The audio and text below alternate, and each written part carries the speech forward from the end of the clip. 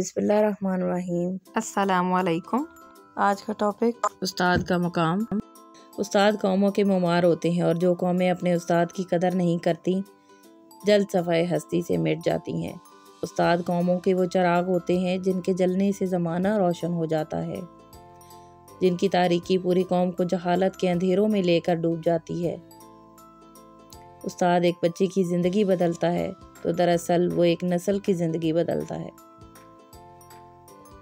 और जब वही उस्ताद कई बच्चों की ज़िंदगियां बदलता है तो वो कई नस्लों की ज़िंदगियां बदलता है।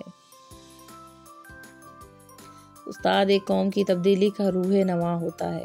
अपनी ज़िंदगी में उस्तादों की कदर करना सीख लेना, इनका अदब करना सीख लेना। एक शख्स एक जगह बैठा हुआ था, पास से इस शख्स का उस्ताद गुजरा। उस्ताद के अदब में वो इनके पीछे पीछे इनको घर छोड़ने चला जाता है। इसके पाँव से उसकी जूती उतर जाती है। वो जूती नहीं पहनता बल्कि वो नंगे पाँव उस्ताद को इनके घर की दहलीज पर छोड़ने चला जाता है। वो शख्स जब वापस आता है अपनी जूती पहनता है। वो शख्स जब एक शख्सियत धारती है तो दुनिया उसको मुसव्विर पाकिस्तान के नाम से जानती है। वो कोई और नहीं, अल्लामा मोहम्मद इकबाल रहमतुल्लाह अलैह। जिन लोगों ने अपने उस्तादों का अदब किया तो कामयाबी इनसे मिलने के लिए तरसती है। इशफाक अहमद लिखते हैं कि एक दिन मैं किसी कॉलेज में पढ़ा रहा था, इंग्लैंड के अंदर। गलत पार्किंग करने की वजह से मुझे चालान कर दिया गया। अदालत ने मुझे 2-3 दफ़ा बुलाया, लेकिन क्लास लेने की वजह से मैं अदालत के हुक्म पर वहाँ ना पहुँच सका। 3-4 दिन गुजर चुके, पुलिस मुझे खुद लेने के लिए आई।